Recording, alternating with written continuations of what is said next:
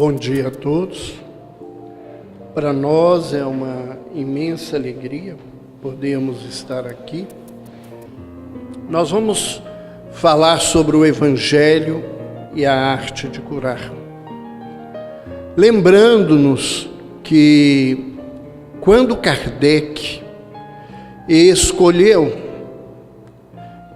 estruturar, sob a orientação dos Espíritos, o Evangelho segundo o Espiritismo, ele teve o cuidado de nos apresentar todo aquele repositório de ensinamentos que se encontravam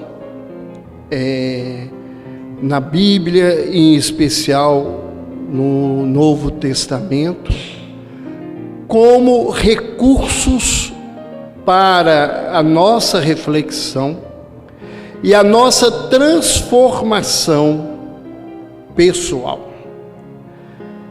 Falar de cura é falar de espírito, porque o verdadeiro processo de cura é um processo espiritual. A doença é uma doença espiritual.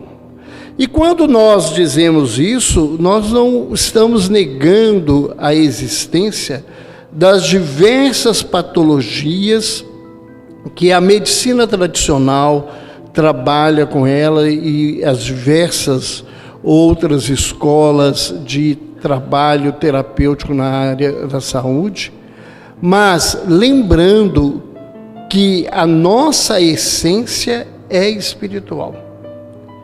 E o nosso adoecimento, ele se faz pela nossa postura e a nossa transgressão à lei.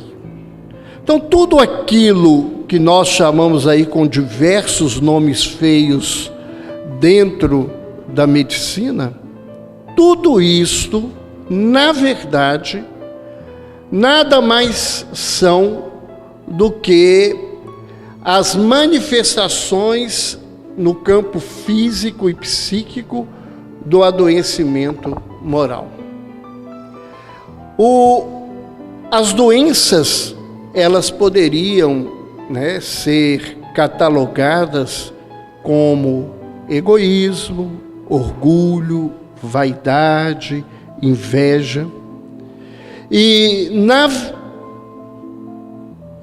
reflexão que nós fazemos sobre adoecer, a gente vai vendo que cada moléstia que as criaturas apresentam, elas são um convite para uma reflexão e um aprendizado do ponto de vista espiritual.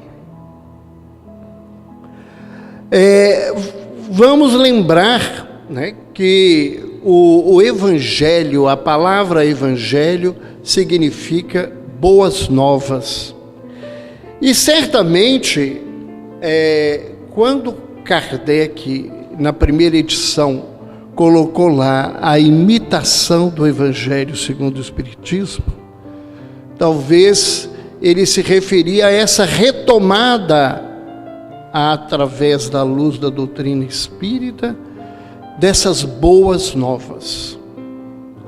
O Espiritismo é um convite para que nós retomemos os ensinamentos do Cristo numa visão mais profunda para a nossa transformação. E o Evangelho de Jesus, ao qual nós temos acesso aí e que hoje, inclusive, já foi traduzido diretamente dos textos gregos pelo Haroldo Dutra e publicado pelo Conselho Espírita Internacional. Esse manancial de estudos do qual Kardec foi retirando diversos ensinamentos para compor o Evangelho segundo o Espiritismo, ele foi organizado por volta do ano 150, né, foi reunido os textos do Novo Testamento por Justiniano. Então, o Evangelho narra os ensinamentos e as passagens da vida de Jesus. O que Kardec fez foi separar os textos que eram polêmicos ou que poderiam ser discutidos historicamente, e ali não era o interesse dele, da moral que o Cristo nos trouxe e da qual nós necessitamos para a nossa transformação. Talvez seja por isto que Kardec, na introdução do Evangelho segundo o Espiritismo, ele diz que é um livro que pode ser usado por todas as criaturas. Porque o que ele estuda e trabalha são com os conceitos universais no campo da moral e da ética humana. E o que nós vamos fazer aqui, pensando na questão da arte da cura, é de recolher trechos do Evangelho, aproveitando, esta maneira que Kardec se utilizou para estudar esses textos e falar um pouco de como que nós podemos refazer a nossa caminhada. Então, o trabalho que nós precisamos fazer é um trabalho de evangelização. E a evangelização, numa conceituação maior, é a pregação do Evangelho de Jesus com fins de conversão, com mudança de hábitos, valores e crenças. Mas a evangelização que nós nos convidamos é uma evangelização interna, né? É buscar este conteúdo para a nossa vida. Durante séculos, nós temos usado este trabalho de evangelização no sentido, no contexto de passar informações para as pessoas e dar diretrizes para que as pessoas atuem. É preciso que a gente mude de posição e pegue todo esse conteúdo para nós próprios. Porque a grande missão da nossa vida é conosco mesmo. Se o Evangelho não servir para nos melhorar interiormente, se a doutrina espírita, como o Consolador prometido, não fizer esse papel na nossa vida, nada do que nós buscamos terá sentido e terá significado. Então, nós vemos que a evangelização espírita, e aqui nós colocamos aí a lembrança de uma das maiores evangelizadoras, uma das grandes mestras que eu tive na doutrina espírita, que foi Cecília Rocha, ao lado da Gladys, que é uma grande trabalhadora também do movimento espírita no Rio Grande do Sul, que a evangelização espírita ela tem um contexto não só dessa transmissão, mas de que tudo isto nos sirva como instrumento para a nossa melhora. Todos os dias nós encontramos pessoas que afirmam categoricamente: eu estou doente, eu fui a muitos médicos, eu procurei um monte de gente, eu fui a igrejas, fui até o centro espírita, porque eles falam assim, fui até o centro espírita, e não melhorei. Por que essa melhora não acontece? Porque, na verdade, a cura não é um processo externo. A cura não cai do céu. As coisas na vida têm preço. Tudo é caro, não é barato. Porque exige um processo de transformação. E falando certa feita de que nada caía do céu, uma pessoa virou assim, mas Roberto, né, caiu o maná do céu e verteu das pedras mel. Eu falei assim, e você acha que isso foi barato? Foram 300 anos de escravidão e mais 40 anos andando para o deserto para ganhar um pãozinho e mel. Você acha que isso foi barato? As coisas não acontecem na vida sem o nosso esforço. Como as pessoas chegam nos lugares esperando que o esforço seja do outro e eu receba as coisas com maior facilidade, a gente se desilude das terapêuticas que nos são oferecidas. Há um quadro médico muito comum que é a hipertensão arterial. Aqui muita gente deve ser hipertenso, né? Porque é um quadro que se desenvolve pelos nossos descuidados conosco mesmo, e nós somos muito mal cuidadores. E a pessoa chega, o médico faz o diagnóstico, ele dá um remédio e diz assim, a partir de hoje o senhor não pode comer sal, o senhor tem que fazer exercício, isso, aquilo, outro.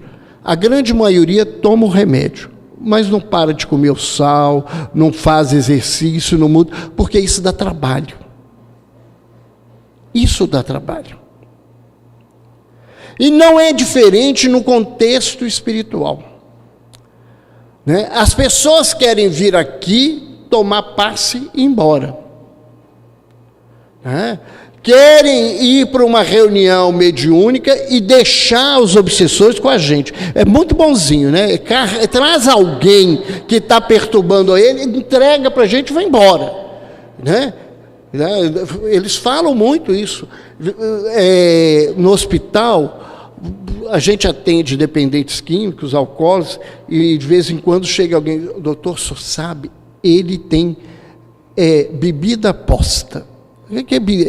Puseram um feitiço de bebida nele, né? Tem um espírito que faz ele beber, essa é a expressão.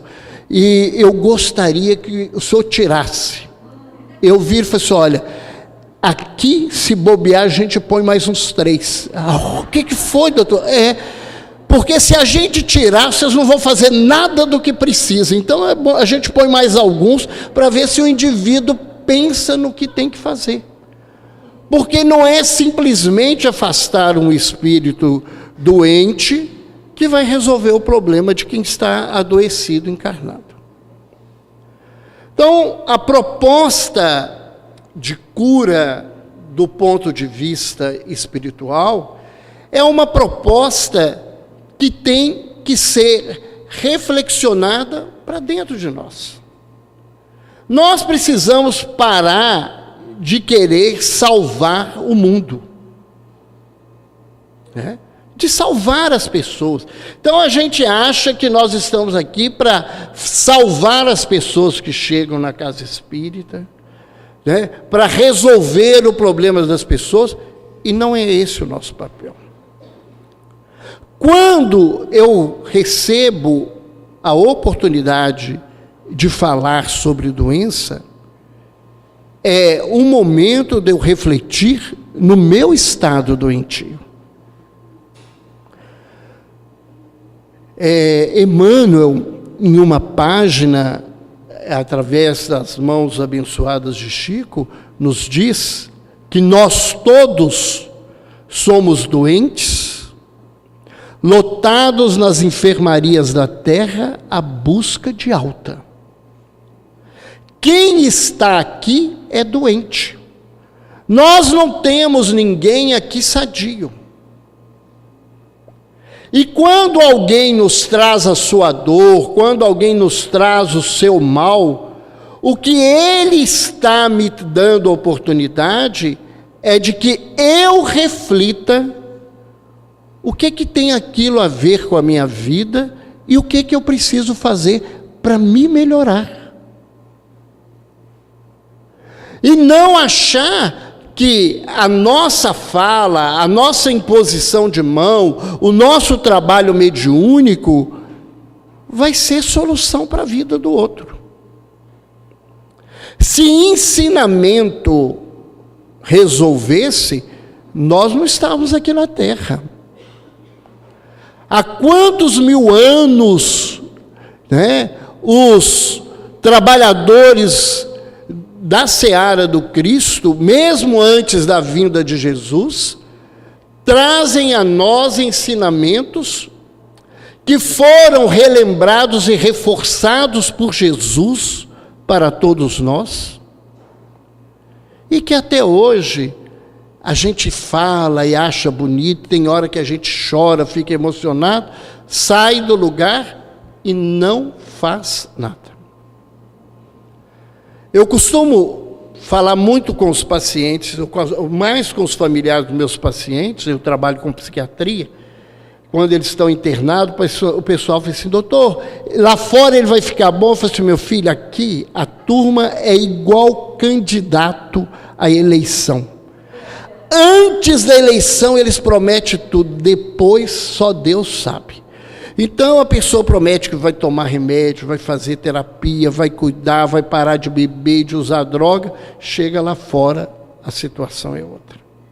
E é assim na nossa vida. Às vezes os espíritos nos tocam com uma mensagem, com um momento, a gente promete, faz aquela coisa, chega ali fora, a primeira amolação, a gente solta um nome feio, acabou aqui, tudo que a gente tinha pensado antes na nossa vida. Então, o processo da arte realmente de curar, ele é muito complicado. Primeiro, porque definir o que é saúde, o que é doença, é uma coisa complicada. A Organização Mundial de Saúde diz que saúde é o completo bem-estar biopsíquico social. Alguém deve virar para mim e falar assim, e o espiritual? Olha, a Organização Mundial de Saúde não aceitou o espiritual. Mas existe um spam, que infelizmente até foi divulgado pelo movimento espírita, que diz que a Organização Mundial de Saúde aceitou o espírito, que aceitou a ação dos espíritos, o transe mediúnico. Olha, não existe nada disso. A turma lá continua ateia, graças a Deus. Eles continuam nesse lugar, eles não têm, isso foi proposto na década de 70 e até hoje não se conseguiu colocar essa situação. E depois esse conceito não é um conceito, é um ideal. Completo bem-estar biopsicossocial. Se é um completo e nós estamos num processo na vida, é certo que ninguém aqui está com saúde. Né? E isso não diz nada para a gente. O que é completo bem-estar físico? O indivíduo que nasceu a vida inteira com uma dorzinha nas costas, e ele nunca ficou sem a dor nas costas, ele não sabe que dor nas costas não é uma coisa que a gente deve ter. Ele vive com isso o tempo todo. Né? Então, nós não temos um conceito, do ponto de vista clínico, claro e objetivo de saúde. Nós temos um ideal. Mas nós vamos ver, e aí nós estamos colocando uma colocação do livro O Homem Sadio, que é uma obra da Associação Médico Espírita de Minas Gerais, e aonde o espírito de Joseph Gleber nos diz que saúde é a real conexão da criatura com o Criador. E Emmanuel nos diz, né, que saúde é a plena harmonia da alma. Saúde é estar em conexão real com Deus. Como nós não sabemos quem é Deus, nem o que é Deus, porque todo mundo acha que a gente sabe, nós não sabemos nada de Deus, a gente não sabe o que é Espírito, quer saber o que é Deus, a gente reconhece Deus através das suas leis. Então, ter saúde é viver plenamente a lei divina. Ou seja, a primeira coisa para que a gente tenha saúde é conhecer a lei. Porque se eu não conhecer a lei, não tem como cumpri-la. Então, nós temos a oportunidade de conhecer a lei divina, né, através da obra da codificação.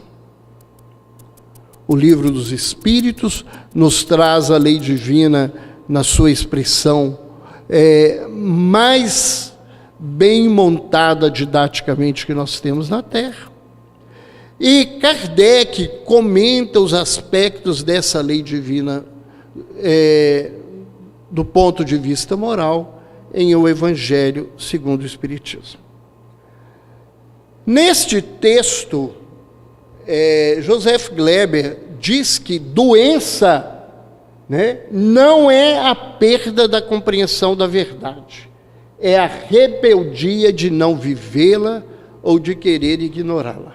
Porque ele diz que a verdade mora em nós, como está lá, né, na pergunta 615, aonde está inscrita a lei de Deus? Na consciência do homem. Então eu adoeço porque eu não quero viver a lei, né? Eu quero ignorar esse caminho. Nós fazemos a opção pelo caminho do mais fácil, do imediatismo. E isso é muito perigoso porque o mundo está cada vez mais imediatista. As pessoas não querem, nem é para ontem, é para um século atrás. A geração de hoje liga um computador, demora 3 segundos, esse computador é lerdo, né?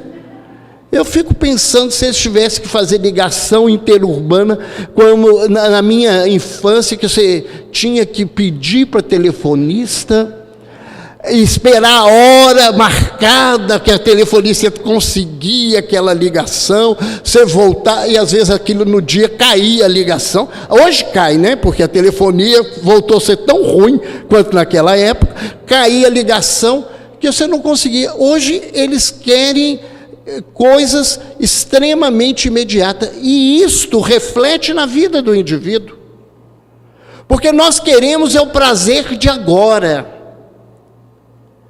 E o prazer da saúde é um prazer de construção em todo o tempo e futuro. Ele não é feito só de agora. E quando ele se resume no agora, né, ele adoece a criatura por não conseguir conviver com essa situação, né? Nós somos espíritos extremamente rebeldes. E muita gente fala assim, eu não sou rebelde, não. Eu falo assim, quando diz isso já é um problema, né? Eu hoje à tarde vou falar sobre depressão. Um dia ainda um deprimido vai me bater, porque uma coisa que eu começo dizendo, a depressão é a doença da rebeldia.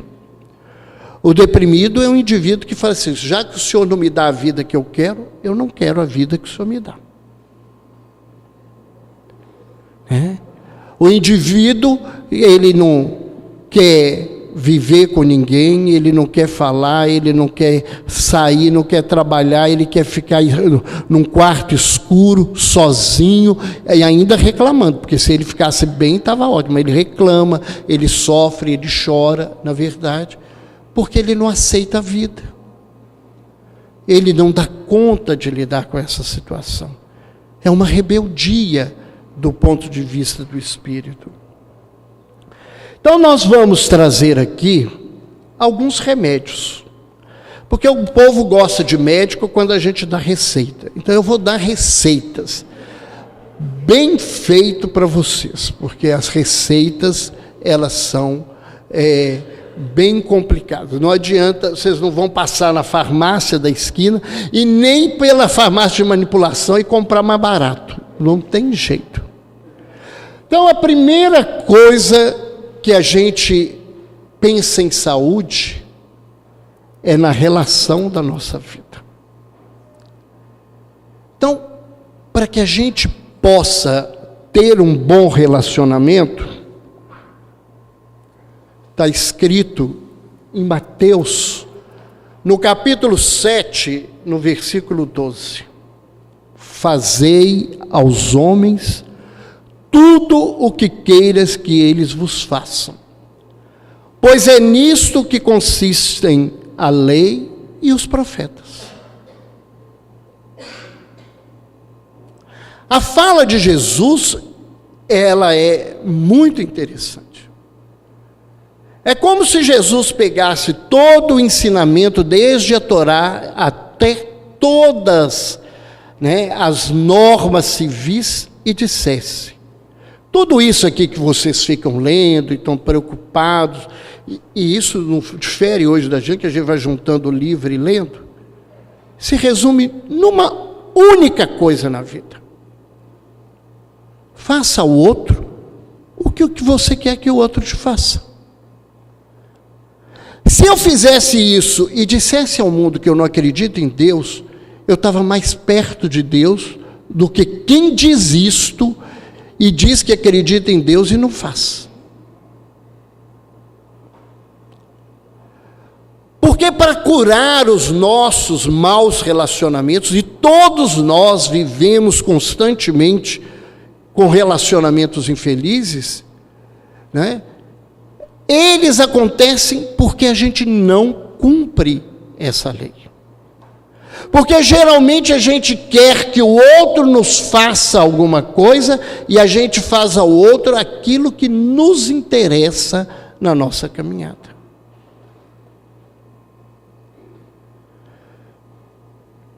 O que eu gostaria que alguém me fizesse nesse instante? Então eu devo fazer isto para o outro. Essa é a primeira receitinha que nós temos aí, muito fácil de se fazer. Por que nós não fazemos? Por uma outra palavrinha que a gente gostou na vida, que chama egoísmo. O mundo, ele está ao nosso redor. Ontem eu recebia no e-mail uma mensagem de dos orientadores da Associação Médico Espírita de Minas Gerais, e ele dizia, numa mensagem de Ano Novo, daquelas mensagens de puxar todas as orelhas, ele diz assim: até quando vocês vão ficar dizendo, para eles, que eram os nossos pacientes, que vocês são os doentes mais necessitados, e manterem o coração acreditando como se fossem os mais sãos e os salvadores da terra?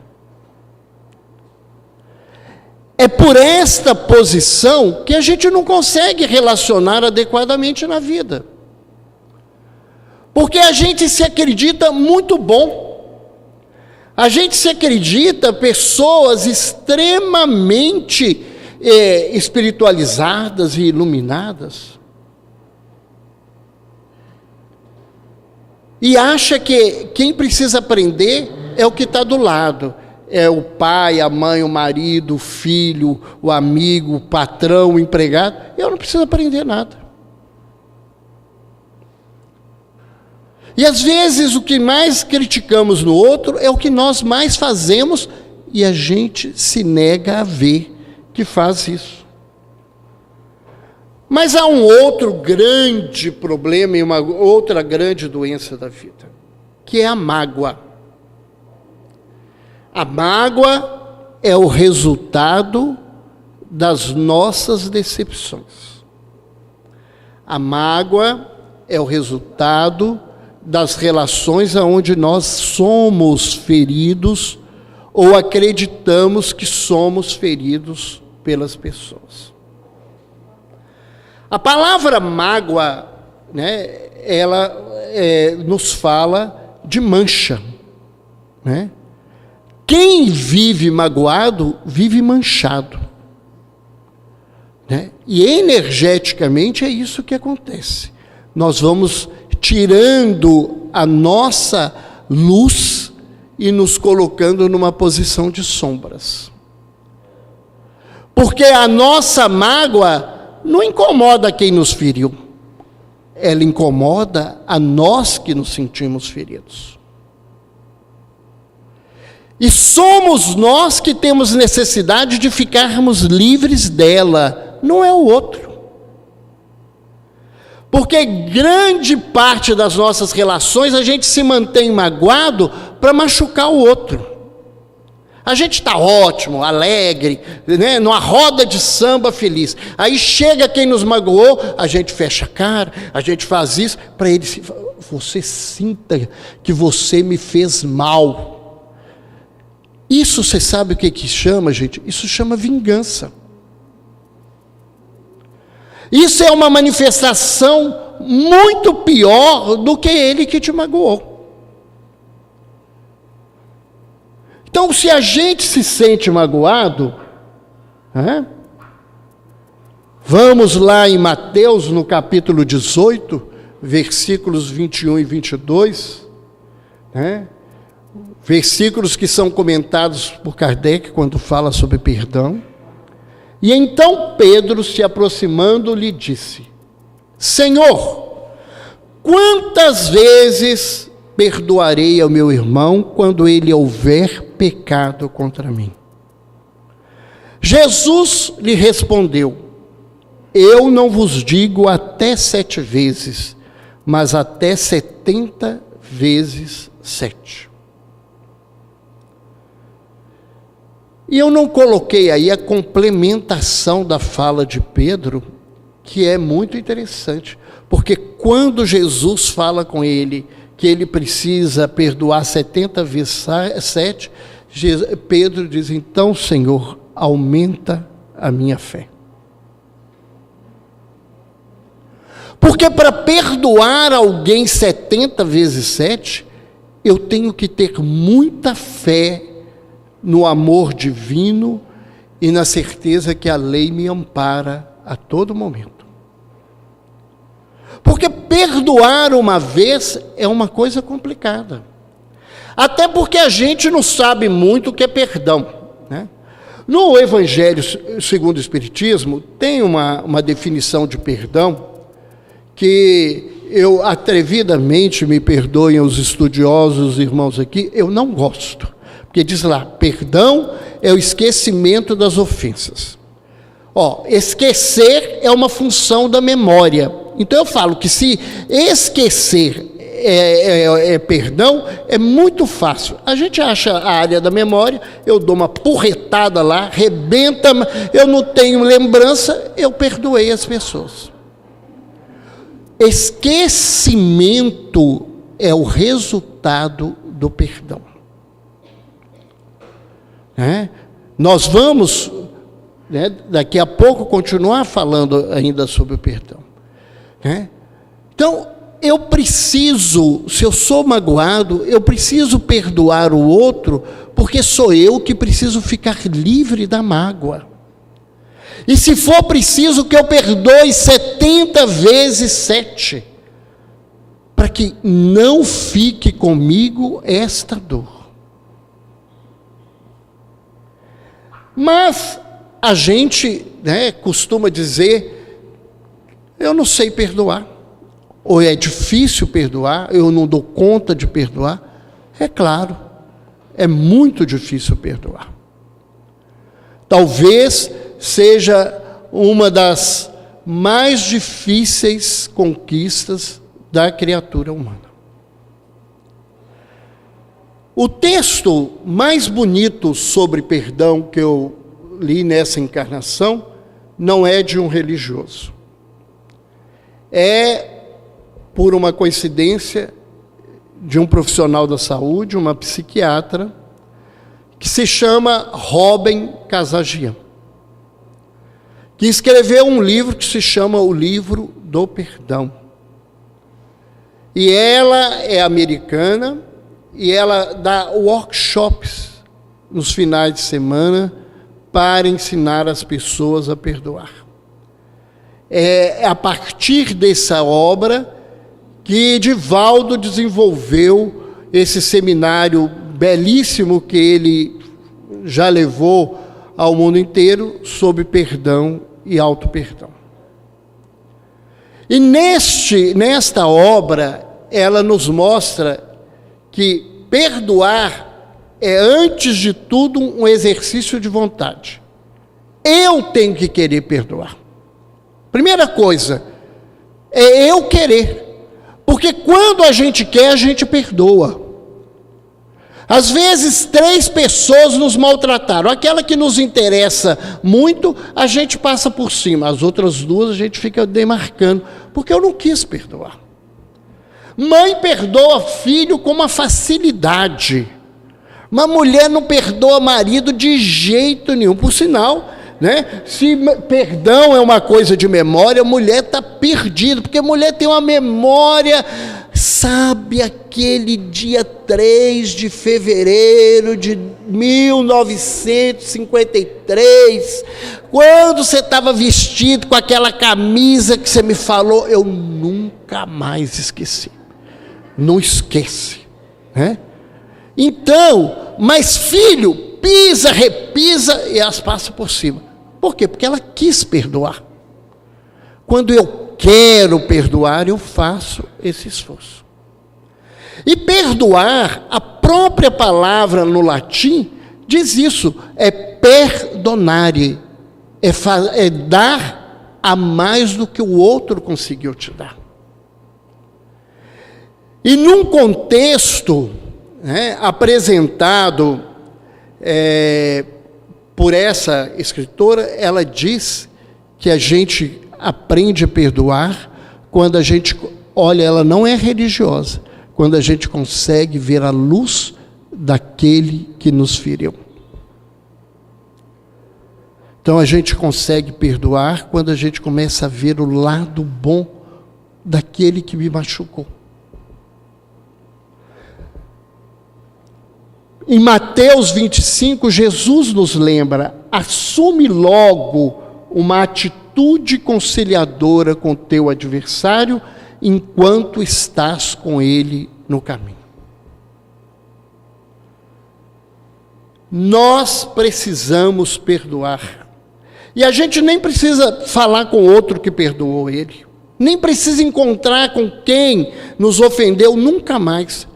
Porque esse perdão é importante para nós, para que a gente fique livre dessas mágoas, do ódio, da raiva que nós carregamos na nossa pessoa. Um outro problema da nossa saúde é o que nós dizemos. A gente usa muito mal as nossas palavras. Primeiro, a gente é muito maledicente, A maledicência é talvez um dos vícios mais complicados da vida. Eu, a partir de hoje, não vou falar mais mal de ninguém, mas eu sei que eu não presto. Já falei mal de mim, já acabou a coisa. Eu não consegui sair do lugar. É assim que a gente faz na vida. E a gente vive nas turbulências porque a gente não sabe falar, não sabe expressar. E a gente não sabe expressar, não é só a nossa raiva, a gente não sabe nem expressar os nossos sentimentos bons. Tem muita gente que não dá conta de dizer, olha, eu te amo.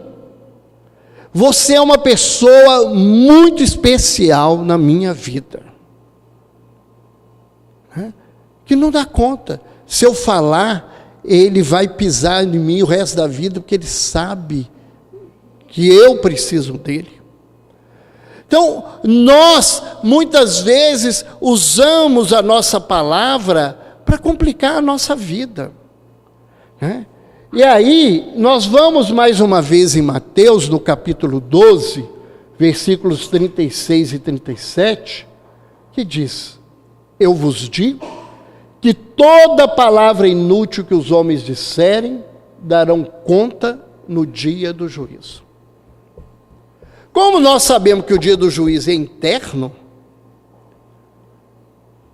então, o dia que nós resolver fazer conta das palavras inúteis da nossa vida, vai ser pior do que quando você acha que pagou a última prestação do sistema financeiro habitacional no Brasil e diz que você tem um saldo restante que é maior do que o valor do apartamento que você comprou há 40 anos atrás.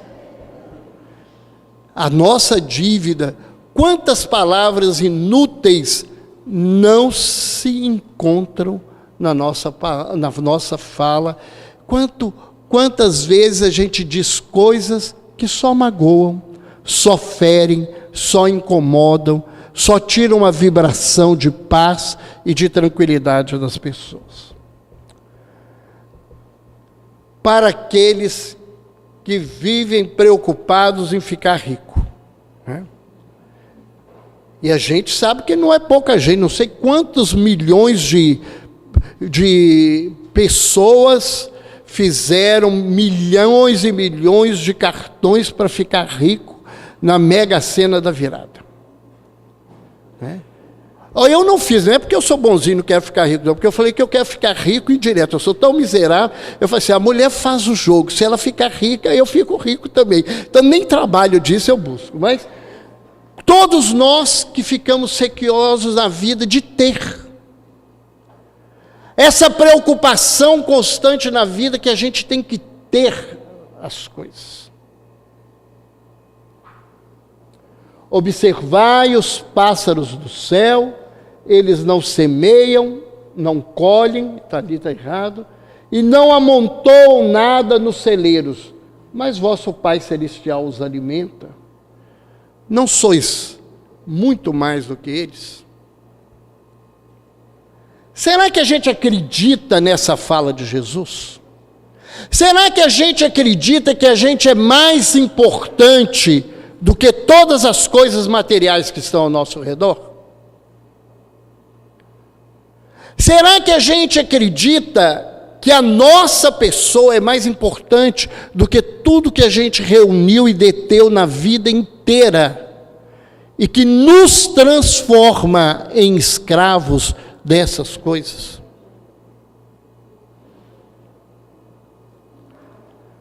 E aqui Jesus não está dizendo que a gente não tem que fazer as coisas.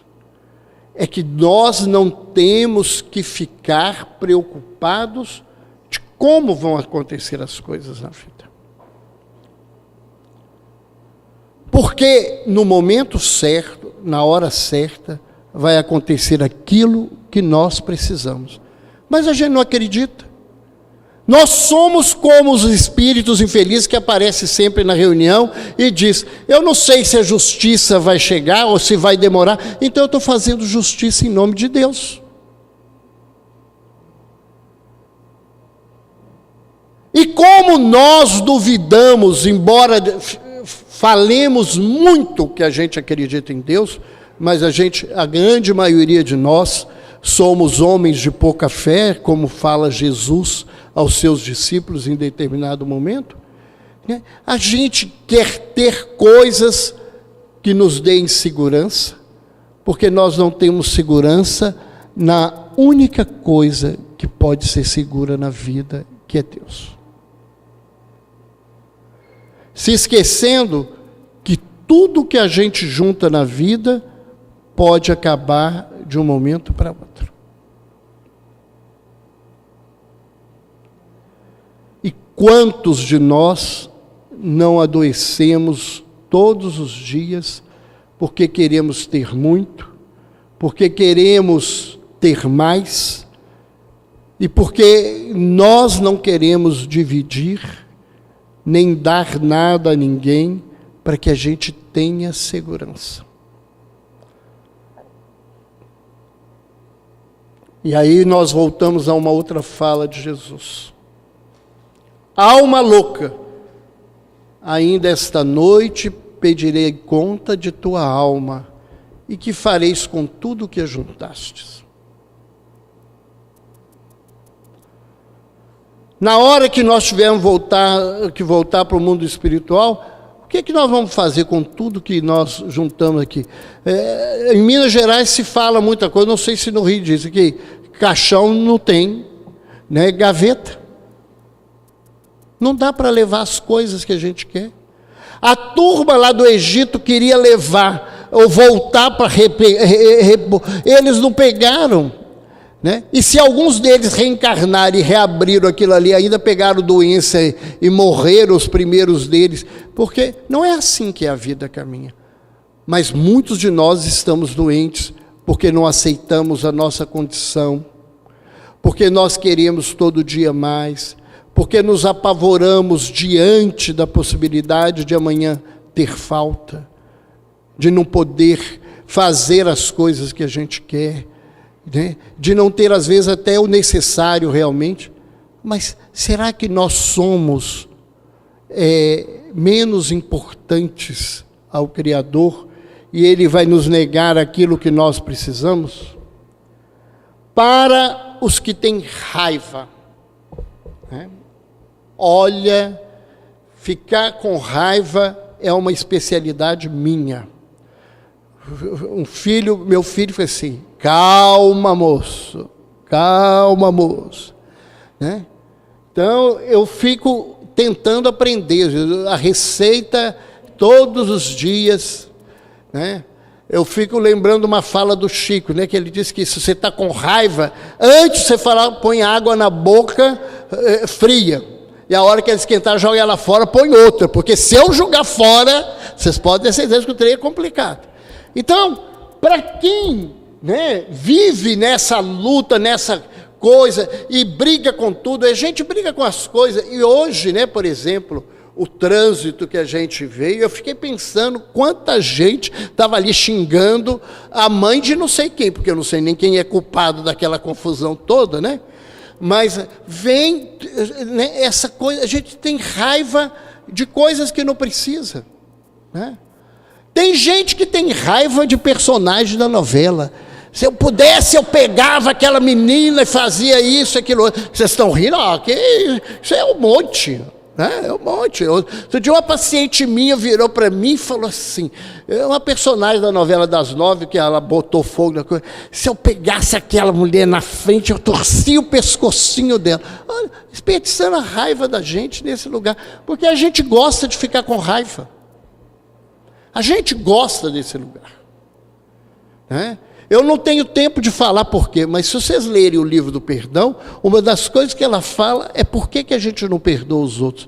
Porque a raiva nos dá a sensação que a gente é forte, que a gente tem o poder sobre as pessoas. Eu, porém, vos digo, todo aquele que se encolerizar contra o seu irmão, terá de responder em juízo. E aquele que chamar o seu irmão de cretino, estará sujeito ao julgamento do sinédrio. A tradução é pobre, porque ela diz em cretino, né, a palavra em hebreu é raca, que significa desprezível, né? É uma coisa muito mais profunda do que ser cretino. Então, nós vamos ter que dar conta, porque essa raiva está em nós. Não é porque Deus vai nos castigar, o castigo está em nos mantermos com raiva. E às vezes você está com raiva de alguém e alguém está aproveitando aquela coisa toda, né? Você combinou com o indivíduo que vocês iam para a praia, Aqui o povo não vai para a praia, quem vai para a praia é mineiro, né? Porque eu já vivi aqui 3 anos, eu ficava assim, não é possível que carioca não vai na praia. É só vamos na praia quando vocês estão aqui. Eu falei assim, eu vou vir mais para ver se vocês vão à praia. Então, você combinou que ia para a praia, aí 8h30 da manhã. O cara chega às 10, você fica, agora eu não vou mais. Ele vai para a praia, aproveita o dia inteiro, você fica com raiva por causa de 1h30. Você não foi, ficou com raiva e ele não está nem aí para a sua raiva. E é assim na vida da gente. Porque a raiva, o indivíduo não leva a raiva fica comigo. Né? E quanta gente não está aí doente de raiva? Não é isso? Quem tem raiva, né, ataca o fígado. A linguagem da medicina chinesa é muito clara de dizer isso. Né? Solta fel, solta bilha, o indivíduo fica indigesto as coisas, ele começa a ter um monte de problema. Por quê? Porque fica com raiva. Desequilibra o organismo como um todo e as coisas se complicam. Para os ansiosos, tenho certeza que ninguém aqui está nesse lugar. Né? A ansiedade. Né? O problema não é hoje, é amanhã. Né? Hoje eu tenho que comer, mas e amanhã? Porque a ansiedade é isso. É a doença resultado da preocupação. Né? Um indivíduo que é ansioso, ele não dá conta de viver o aqui e agora. Ele está preocupado com as coisas, ele está aqui dentro, mas ele está preocupado com o que ele vai fazer à tarde, ele está preocupado porque com o atraso vai atrasar o almoço dele, que vai fazer isso, que vai... Essa coisa tira a gente do lugar o tempo todo. Né? É claro que a gente não precisa ficar num lugarzinho, né, uma maledicência da piadinha, que eu ouvi um dia, nem a piadinha, um baiano falou com um amigo que estava desesperado, né, que tudo estava perdendo na obra onde ele estava trabalhando, as carnes, a coisa toda, e eram toneladas numa construção, e ele precisava arrumar um lugar para botar a carne, e conseguiu uma pessoa que tinha 7 freezers. E o moço muito tranquilo, nós vamos lá, e começou, eu disse, meu senhor, eu estou apavorado, eu estou com quase 500 quilos de carne se perdendo. Eu disse, aqui na Bahia não tem nada que é urgente que não possa esperar 3 dias. Também não precisa ser uma coisa dessa, né? Não precisa ser nesse lugar. Mas, ao contrário desse que a urgência dá para esperar 3 dias, a gente... Né, na nossa vida, vive desesperado com as coisas de amanhã. E muitas vezes vai morrer só sofrendo.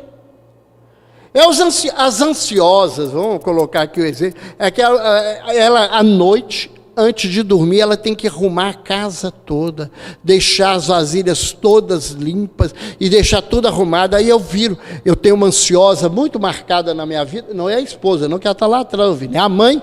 Eu falei assim, mãe, mas para que a senhora tem que deixar tudo limpo? E ela fala assim, é porque se eu morrer, os outros vão chegar aqui e vão falar o quê? Fala assim, que mulher inteligente, ela deixou tudo sujo para a gente lavar. Ela sabia que ia morrer, deixou. Porque, senão, eu vou falar assim, mãe, mas a senhora foi burra, né? Mais uma vez, a senhora deixou, fez o trabalho que os outros podiam ter feito para a senhora. Porque o ansioso é assim, ele está preocupado com amanhã, que juntar isso, aquilo. Aí você preocupa o ano inteiro, né? Que aquela festa maravilhosa que você vai dar, né, no jardim do sítio do amigo, aquela coisa toda, desespera. No dia cai um toró, né, mineiro, um toró inteiro, e acabou a festa. O seu desespero não valeu nada, não serviu para nada. Nós somos profundamente ansiosos, né? A gente quer a resposta imediata. Por que a vida tem que me dar resposta imediata? Às vezes o aprendizado, ele é lento. Por que que as coisas têm que acontecer aqui e agora? Né? Mateus, capítulo 6, versículo 25. Por isso vos digo, não vos preocupeis com a vossa vida, quanto ao que haveis de comer, nem com o vosso corpo, quanto ao que haveis de vestir. Não é a vida mais do que o alimento e o corpo mais do que a roupa? Ah, mas eu preciso controlar as coisas para que amanhã dê tudo certo. Me desculpa, burrice. A gente não controla nada. E olha, eu tenho muitos anos que eu estou fazendo esse curso para acreditar nisso. A gente não controla nada.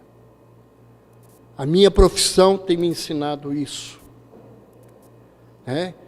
E eu passei por uma experiência alguns anos atrás para me ensinar a convidar a pensar profundamente nisso. Eu tive um diagnóstico, porque eu não tive a doença, mas eu tive um diagnóstico de câncer, tive que tirar a tireoide. E antes de fazer extirpar a tireoide, eu fui a uma reunião que eu trabalhava. Era uma reunião de tratamento, e naquele dia o coordenador falou assim, não, você vai hoje ser paciente, porque você está aí para operar, e a gente não gosta desse lugar. Eu fui para o lugar de paciente. Quando acabou a reunião, os espíritos mandaram um recado que podia ficar tranquilo, a cirurgia seria tudo tranquilo, que aquilo ali era só para me aprender uma coisa, que a gente não tem controle sobre a nossa vida. Quando tem que acontecer, vai acontecer. E a partir desse dia, todos os dias pela manhã, eu peço a Deus que me ensine de todas as formas que eu não controlo nada. Está tudo na mão dele. Nós precisamos aprender isso. Não tem nada que a gente faça que vá evitar as coisas que nós precisamos passar na vida. A lei não muda por causa do nosso desejo. Para aqueles que estão em plena juventude, uma juventude hoje com tanta complicação, com tantas coisas boas, mas também com tantas dificuldades e desafios, Paulo, em sua primeira epístola a Timóteo, que era um jovem, que é o filho espiritual de Paulo, na observação que a gente vê em Emmanuel, no livro Paulo e Estevão, ele diz que ninguém o despreze por ser jovem.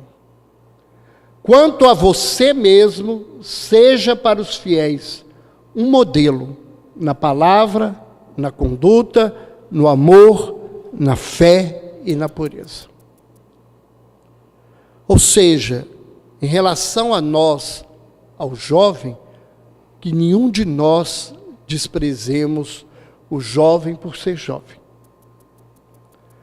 E que ele, se ele quer ter o respeito, ele tem que fazer da parte dele. Ser modelo. Construir a partir daquilo que nós temos de referencial na nossa vida. Diante dos apelos sexuais, outro problema sério da nossa sociedade atual. Mas se eles não são capazes de dominar os seus desejos, então se casem, pois é melhor casar do que abrasar-se. Então, Paulo fala da sua observação, da sua opção de não se casar, até porque nós sabemos que no contexto da sua vida, o grande amor da vida dele havia desencarnado, que é melhor que nós vivamos com equilíbrio essa energia, do que ficar com ela em nós, reverberando em situações de complicação. Porque muita gente se complica na sexualidade, não é só com o que faz, mas é com o que pensa, que o liga às energias complicadas no mundo espiritual. Narra-nos uma história do Zen budismo, que um monge caminhava com o seu discípulo na estrada, à beira de um rio, quando ouviram uma voz que gritava socorro. Quando eles chegaram, era uma jovem que estava se afogando nua naquele rio. O monge, o mestre, entrou com presteza, pegou aquela mulher no seu colo, levou-a até a beirada, recuperou a situação, né, de bem-estar dela, e eles partiram. E no continuar do caminho, o discípulo se amuou, baixou a cabeça, muito triste, muito incomodado. Até que o mestre resolveu perguntar: o que aconteceu? Ele falou assim: Senhor, é dos nossos preceitos que nenhum homem que aceite ser monge toque em qualquer mulher. E o Senhor fez isso àquela que estava no rio. E ele disse: mas eu a deixei à beira do rio, e até agora você a carrega em sua mente. Muitas vezes, nós aparentemente na terra temos uma vida tranquila, ao dormir, nós entramos nas orgias sexuais, porque os nossos pensamentos são às vezes mais podres do que as pessoas que vivem nas orgias da terra. Não que nós tenhamos que nos abrir para fazer qualquer coisa, mas é preferível que nós busquemos viver as nossas energias, que são sagradas, de uma maneira mais sadia do que mantê-las numa doença mental na nossa caminhada. E ele continua na primeira epístola aos Coríntios, dizendo: fujam da imoralidade. Olha, gente, preste atenção nessa fala. Fujam da imoralidade. Os amigos espirituais, certa feita numa mensagem que recebemos, nos diz que as doenças no campo da sexualidade são a prostituição, a promiscuidade, a perversão e o adultério. Ou seja, é a forma como nós utilizamos a sexualidade num campo que não deveria ser o campo da nossa caminhada. Isto é imoralidade. Vemos ainda hoje, né, o estado do Rio de Janeiro é um estado que se fala de uma cabeça mais leve para viver as questões da sexualidade, né? E há muita gente que coloca as pessoas que vivem sexualidades diferentes da sexualidade normal, no campo da homossexualidade, como se fosse um pecado. O pecado não é ser homossexual. O pecado é o hétero e o homossexual que perverte o sexo, que prostitui o sexo, que é promíscuo, que é adúltero. Isto é que é imoralidade. E diz Paulo que qualquer outro pecado que o homem comete é exterior ao seu corpo, mas quem se entrega à imoralidade peca contra o seu próprio corpo. Então, quando nós agimos neste contexto, nós estamos criando um campo energético em nós complicadíssimo. Então, o problema não é ser isto ou aquilo. É como se vive e se usa isto ou aquilo. O contexto não é o ato, mas é a intenção do ato.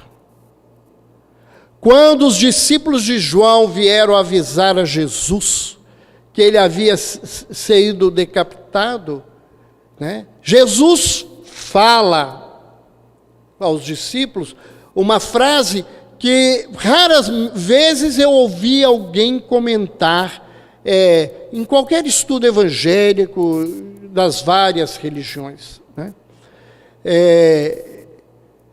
Ele diz assim: se fizeram isto, aquele homem que vestia-se do pelo, da pele do carneiro, e que jejuava e comia mel e gafanhoto, o que não farão de mim, eu que sou um fanfarrão?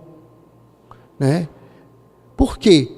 Porque Jesus, diante da postura que João tinha para o povo, ele era uma pessoa que tomava vinho, estava nas festas, convivia com as pessoas, participava das bodas, tudo aquilo que João não se permitia viver. Porque o problema não é estar ali, é como eu estou ali.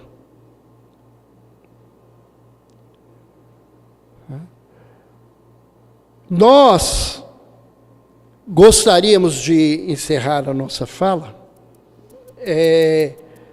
lembrando que o Evangelho, em todo o seu contexto, é um repositório para a nossa cura pessoal. Mas eu sou viciado em dar receitas pela minha profissão. E eu gostaria de dar uma receita para vocês. Da mesma forma que Jesus diz que a gente pode dispensar todo o contexto da lei, todo o contexto das mensagens dos profetas, e atermos a essa máxima de fazer ao outro aquilo que a gente fizesse, eu diria que nós poderíamos, só numa suposição, mas poderíamos, pegar o Evangelho segundo o Espiritismo, este livro inspirado, a maior parte do texto foi escrito pelo próprio Kardec, mostrando a grandeza desse espírito, e a profundidade da sua moral. A gente podia pegar todo ele e, separando apenas 2 textos, jogar tudo fora. Esses textos estão no capítulo que, para mim, é o capítulo mais bonito de todo o Evangelho segundo o Espiritismo. O capítulo 17 se chama Sede Perfeitos. E os 2 textos, um é de Kardec, o outro é dos Espíritos. O de Kardec é o homem de bem. O dos Espíritos é o homem no mundo. Ali nós recebemos os maiores ensinamentos da lei divina. Ali nós podemos nos encontrar com todos aqueles ensinamentos que nós precisamos para a nossa transformação. E é muito interessante. No texto do Homem de Bem, a momento nenhum Kardec diz que a gente precisa ser religioso, que a gente precisa frequentar um templo, que a gente precisa acreditar em reencarnação, que a gente precisa desenvolver mediunidade. Nada disso. Ele diz do que o homem precisa para ser um homem de bem. E para ser um homem de bem, as coisas exteriores, elas têm pouco sentido. Nós só vamos ter cura quando deixarmos de ser religiosos e nos transformarmos em verdadeiros mananciais de espiritualidade. Religião é um rótulo. Não leva-nos a lugar nenhum. O que nos leva à transformação é a nossa atitude moral. E no homem do mundo, inclusive, os espíritos dizem uma frase muito interessante: sacrificai-vos às frivolidades dos vossos tempos. Ou seja, que a gente tem que conviver com tudo, mas eles são claros em dizer, sem nunca antes deixar de se lembrar de Deus e nunca depois deixar de agradecer a Deus, porque a saúde é a verdadeira conexão da criatura com o Criador. Quando eu busco Deus para fazer, e quando eu agradeço a Deus depois que fiz, eu estou a caminho da saúde. Muito obrigado a atenção, a presença de vocês, muito obrigado aos nossos irmãos que nos assistem pela TV CERJ, pelo carinho, muito obrigado à direção dessa casa que nos convidou através da Darcy, nessa oportunidade de estar aqui novamente, nesse salão que muitas vezes foi um lugar de trabalho, de aprendizado na minha juventude e que certamente se transformou muito na minha caminhada e naquilo que hoje eu consigo fazer. Muita paz a todos e que a gente possa se encontrar no Evangelho e nesse Evangelho encontrarmos a nossa real felicidade. Assim seja.